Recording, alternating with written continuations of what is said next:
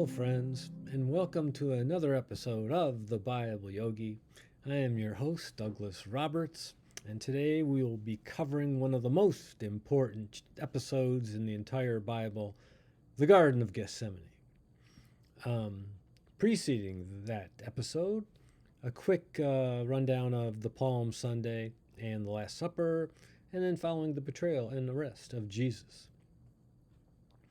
Jesus had been traveling the countryside for the better part of 3 years, preaching and gathering followers and disciples and apostles to himself, creating quite an uproar, becoming very popular. The Pharisees and Sadducees were very upset with him. They were the religious leaders of his day. They were, I wouldn't say openly, but they were conspiring to kill the man. And so now Jesus is marching right up into Jerusalem, where they all are, in the middle of the biggest holiday of the year. And so he's basically walking right into their hands.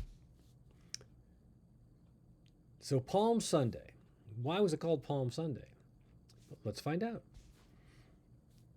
And when they came near to Jerusalem, unto Bethphage and Bethany, at the Mount of Olives, Jesus sendeth forth 2 of his disciples, and saith unto them, Go your way into the village over against you, and as soon as ye be entered into it, ye shall find a colt tied, whereon never man sat. Loose him and bring him. And if any man say unto you, Why do ye this? Say ye that the Lord hath need of him, and straightway he will send him hither. And they went their way, and found the colt tied by the door without, in a place where 2 ways met. And they loosed him. And certain of them that stood there said unto them, What do ye, loosing the colt? And they said unto them, even as Jesus had commanded. And they let them go. So there you go. It pays to have a prophet on your side. And they brought the colt to Jesus, and cast their garments on him, and he sat upon him. And many spread their garments in the way, and others cut down branches off the trees, and strewed them in the way. Palm tree branches, hence the name of the holiday, Palm Sunday. I always thought it was, Palm Sunday. No, it's the branches being thrown into the street. They didn't want Jesus, he's riding on this rickety little colt, right?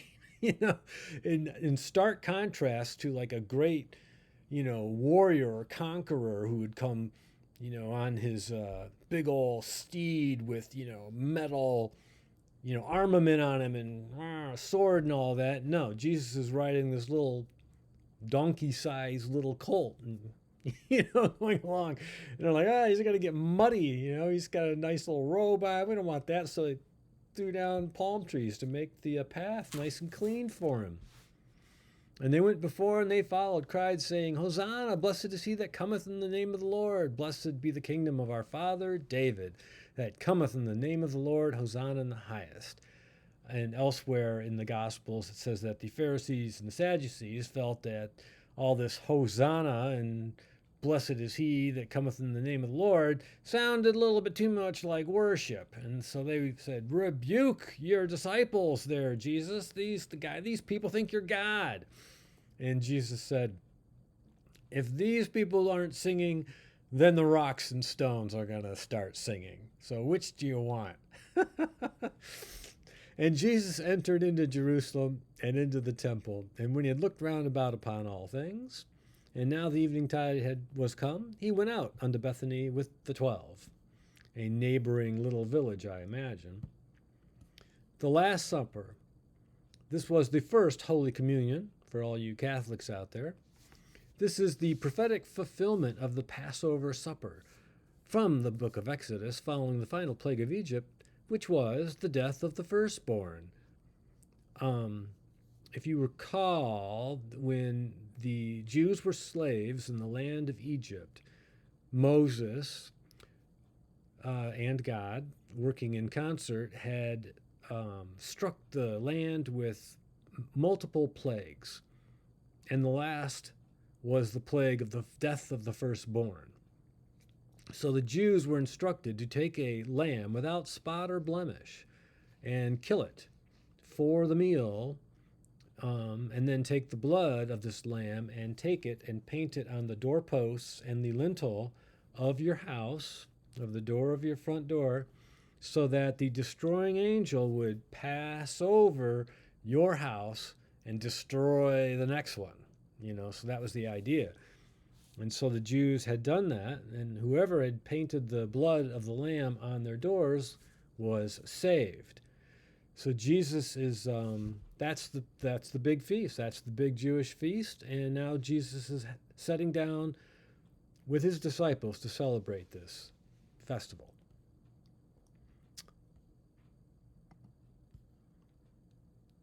And the first day of unleavened bread, when they killed the Passover, his disciples said unto him, Where wilt thou go, that we may prepare and eat us the Passover? And Jesus sends forth two of his disciples, and saith unto them, Go ye into the city, and there shall meet you a man bearing a pitcher of water. Follow him. And wheresoever he shall go in, say ye to the good man of the house, The master saith, Where is the guest chamber, where I shall eat the Passover with my disciples? And he will show you a large upper room, furnished and prepared. There make ready for us. And his disciples went forth and came into the city, and found it as he had said unto them. And they made ready the Passover. Kind of like that cult thing we just saw. Jesus says, this is how it's going to happen, and they follow through, and it happens. Just like when Peter got the coin from the mouth of the fish. Just go throw your hook in, you'll catch a fish, pull out the coin. This, of course, this is not really as miraculous as raising Lazarus from the dead, but it's still pretty cool. And as they sat and did eat, Jesus said, Verily I say unto you, one of you which eateth with me shall betray me. And they began to be sorrowful, and to say unto him one by one, Is it I? And another said, Is it I? So notice that they're saying it one by one.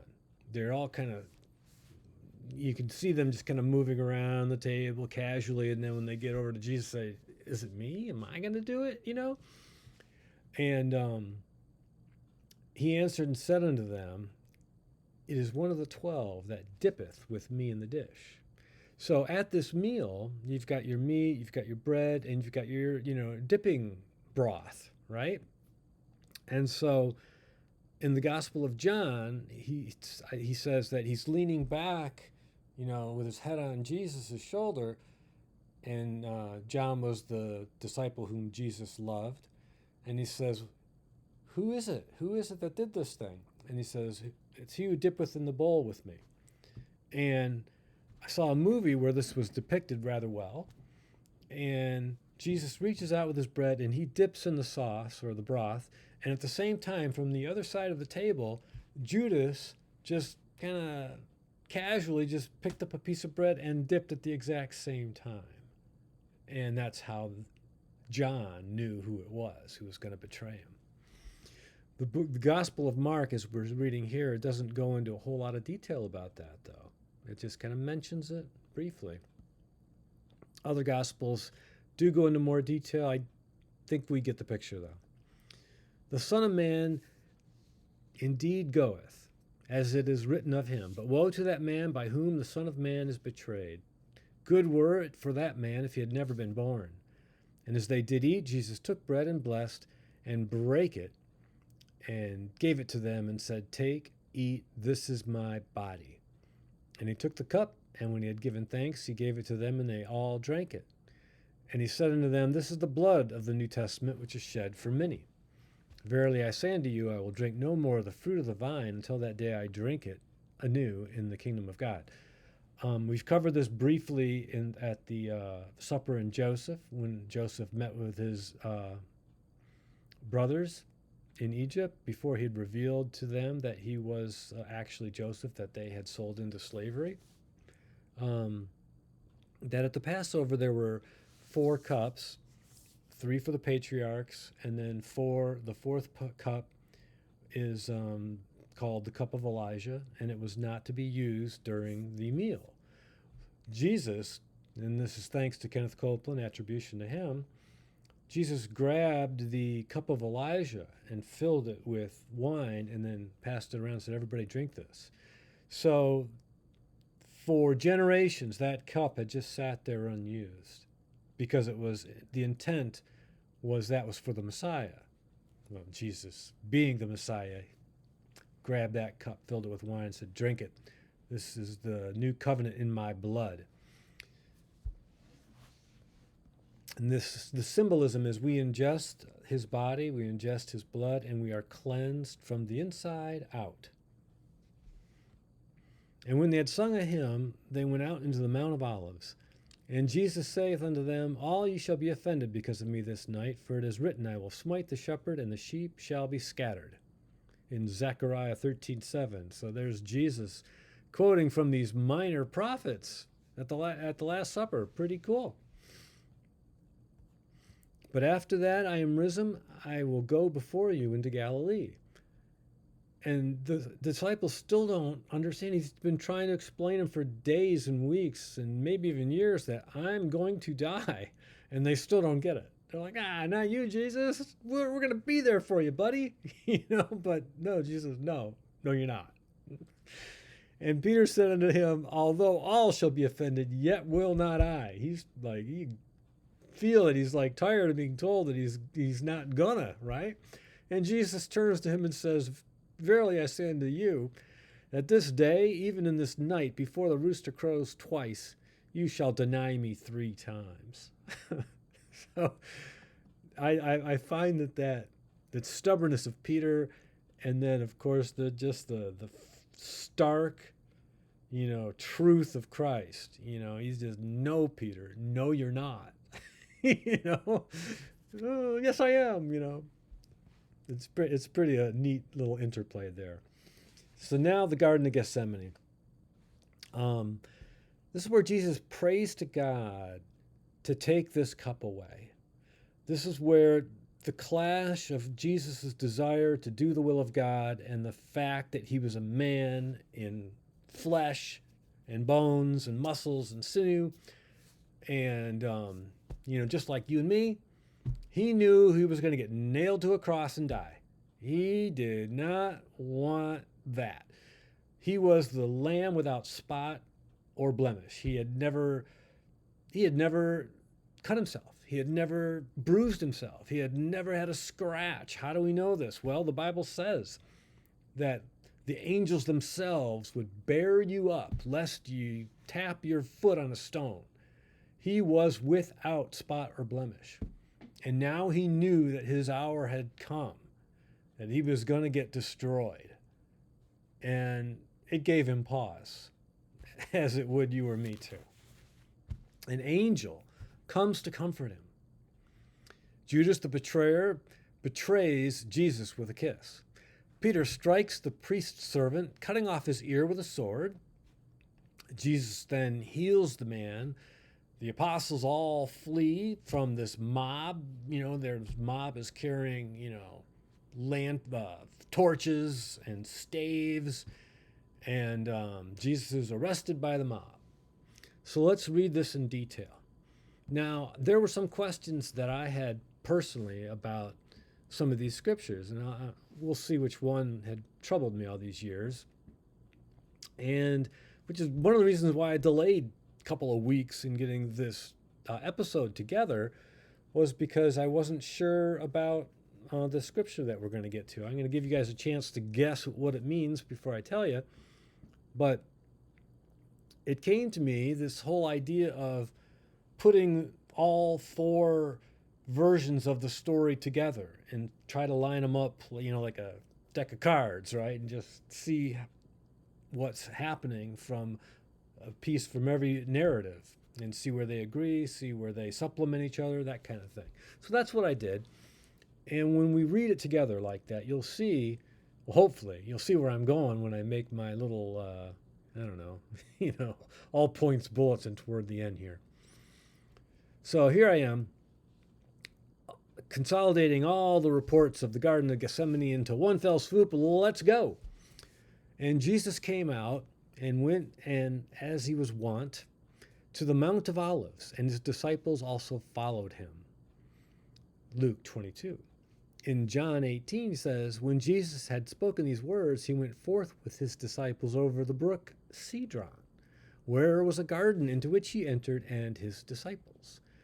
Matthew says, then cometh Jesus with them unto a place called Gethsemane, and saith unto the disciples, sit ye here while I go and pray yonder. So hopefully we could go to Israel and we could find this place. We just find the Mount of Olives, look for the brook Cedron, pass over it, keep going until we find the garden, and we could hopefully find it. I've never been to Israel, but they have these wonderful tours, maybe one year. And Jesus taketh with him Peter and James and John. These were the sons of Zebedee, or sons of thunder, and began to be sore amazed and to be very heavy, sleepy.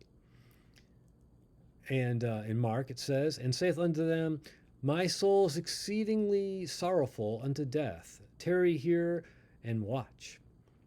Then saith unto him, my soul is exceedingly sorrowful, even unto death. Tarry ye here and watch with me. And Jesus went a little farther and fell on his face and prayed, saying, O my Father, if it is possible, let this cup pass from me. Nevertheless, not as I will, but as thou wilt. News flash, right? He's literally saying, it's not my will to go to that cross. And if you would have told me this as a non-believer, and I didn't know all the stories, I don't know. It always just struck me as incredibly odd. I thought Jesus delighted to do the Lord's will. And he said, well, he does, but this is heavy, right? I mean, he's being real here. And he cometh unto his disciples and findeth them asleep, and saith unto Peter, what? Could ye not watch with me 1 hour? Watch and pray that ye enter not into temptation. The spirit indeed is willing, but the flesh is weak. You can almost feel him rallying himself up. I want to do the will of God. My spirit is willing, but this flesh, I've got trepidations about thinking about someone putting nails through my hands and feet. You know what I mean? But because he was a prophet, he knew that the man was carrying a pitcher of water to go to the Passover house. He knew that the colt was tied up to a fence post, right? He knows all this stuff, and he definitely knows what's about to happen. We don't blame him for praying like this, for sure, right? He went again away the second time and prayed, saying, O my Father, if this cup may not pass away from me, except I drink it, thy will be done. Second time. And he came and found them asleep again, for their eyes were heavy. And he left them and went away again and prayed the third time, saying the same words. And finally, there appeared an angel unto him from heaven, strengthening him. What a scene. And this scene was immortalized in paint by Carl Bloch, a Danish painter from the late 1800s.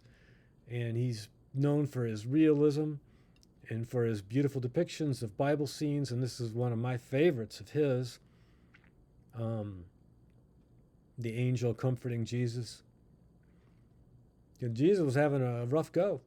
How would you feel if you knew you were going to be taken away and executed by one of your best friends, who's going to betray you, and you're waiting for the mob to show up? It's a little bit intense, right?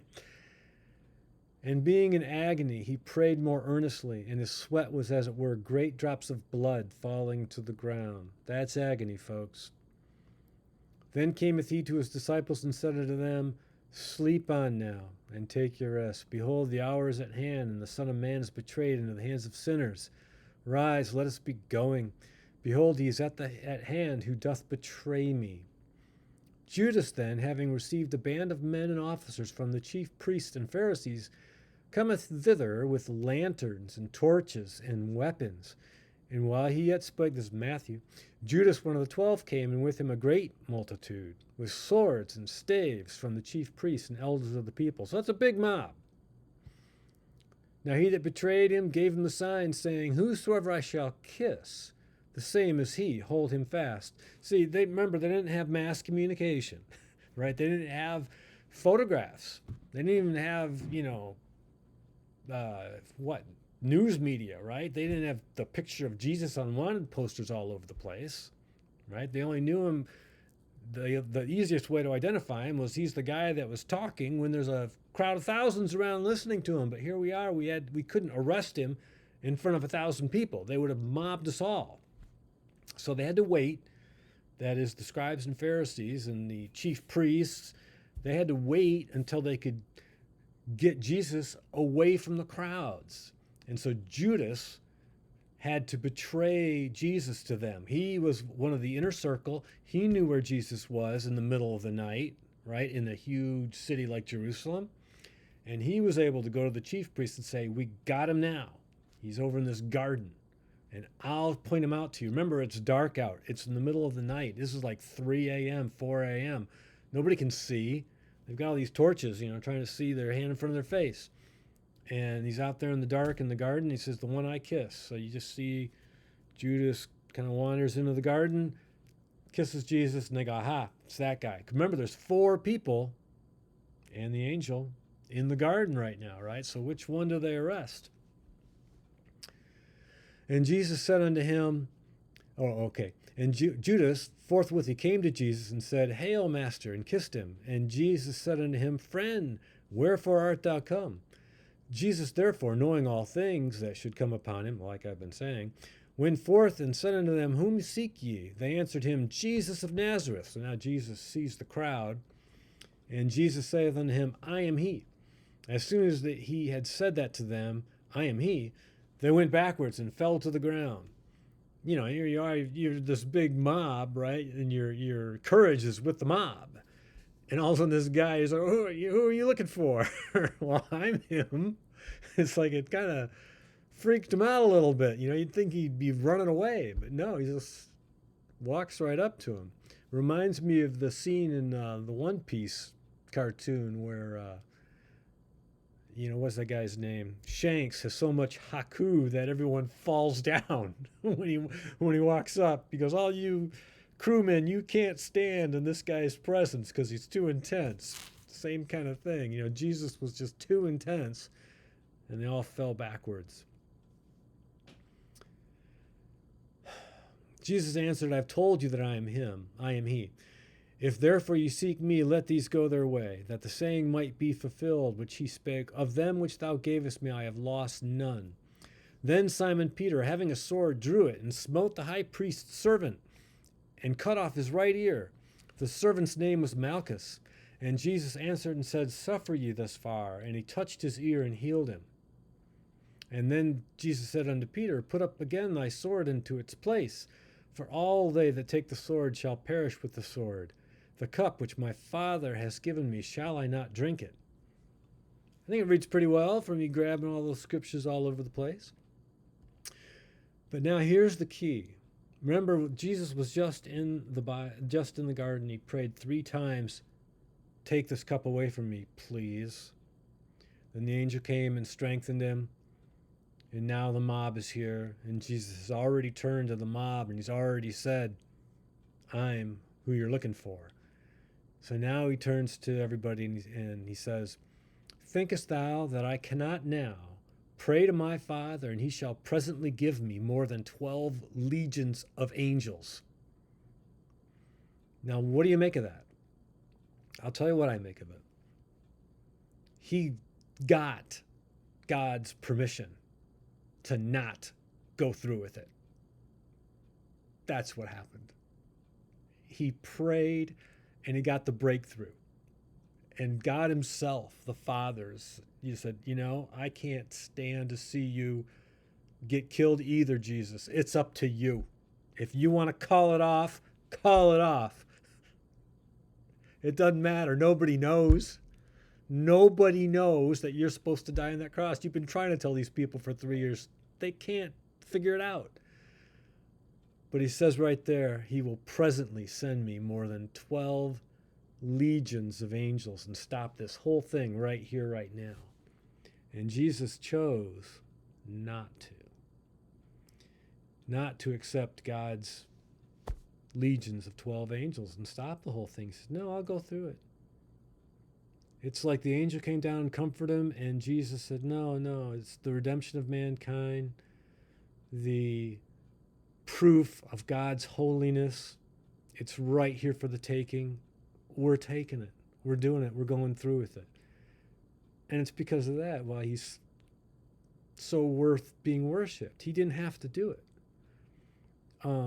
I've heard people complain that why would God give up his son? And it's like, well, yeah, it was God's plan. But in the end, it was Jesus' decision to go along with it. In that same hour said Jesus to the multitudes, are ye come out as against a thief with swords and staves for to take me? I sat daily with you teaching in the temple, and ye laid no hold on me. Well, of course, the mob, right? And they all forsook him and fled, talking about the disciples. And there followed him a certain young man, having a linen cloth cast about his naked body. And the young man laid hold on him. He didn't get away. But he left the linen cloth and fled from them naked. And they led Jesus away to the high priest, and with him were assembled all the chief priests and the elders and the scribes. And Peter followed him afar off, even unto the palace of the high priest. And he sat with the servants and warmed himself at the fire. So the question is, I hope you made it this far, folks. But who was this guy who had the linen cloth on and then ran away naked? Well, the scholars that hopefully you're ignoring and coming to the Bible Yogi channel exclusively, they think that this is Mark, the author of the Bible, and they have other silly explanations. Oh, it's symbolism. It's symbolism to show that Jesus was so isolated, and the nakedness means blah, blah, blah.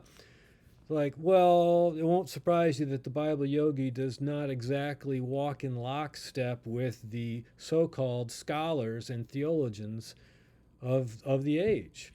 They're wrong so often it's absurd. I mean, the same Pharisees and Sadducees that condemned Jesus to death and sent a mob to capture him are the same ones that are misinterpreting Scripture today. But who was this guy? Well, I'll give you a moment to think about it, but it's obvious. It was the angel. There were only 5 people in that garden. It was the James, John, and Peter, and Jesus, and the angel. And then the disciples fled, but also the angel fled too.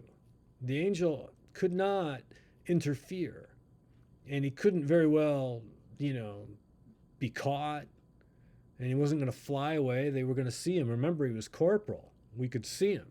He was there to comfort Jesus, pat him on the back, whatever, pray with him, He wasn't a corporal form.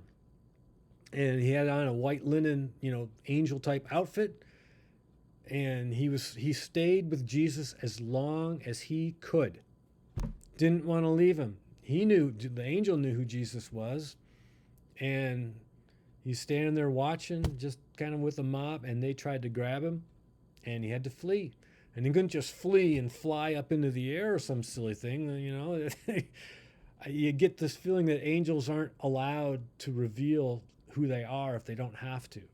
We kind of got that feeling from the story of the destruction of Sodom and Gomorrah, when it just never refers to them as angels at all, just as 2 men grabbed Lot and pulled him back into the house and then smote the crowd with blindness. So there you go. It was the angel, not Mark. I mean, it's like, in the middle of the Garden of Eden, what we need is some comic relief by the author. No. Anyway. And because Jesus went to the cross on his own volition, had permission to not go if he didn't want to, he is worshipped in this beautiful scene from the book of Revelation. And I beheld, John, the beloved, and I heard the voice of many angels round about the throne, and the beasts, and the elders. The number of them was 10,000 times 10,000, and thousands of thousands, saying with a loud voice, Worthy is the Lamb that was slain to receive power and riches and wisdom and strength and honor and glory and blessing, and every creature which is in heaven and on the earth and under the earth, and such as are in the sea, and all that are in them heard I saying, Blessing and honor and glory and power be unto him that sitteth upon the throne, and unto the Lamb forever and ever. And the 4 beasts said, Amen. And the 24 elders fell down and worshipped him that liveth forever and ever. And I saw when the Lamb opened one of the seals, and I heard, as it were, the noise of thunder, one of the 4 beasts saying, Come and see. And I saw and beheld a white horse, and he that sat on him had a bow, and a crown was given unto him, and he went forth conquering and to conquer. In stark contrast to the man that sat upon a colt and entered into Jerusalem that Palm Sunday so long ago. And with that, I hope you made it this far. God bless you. And until next time, everybody, take care.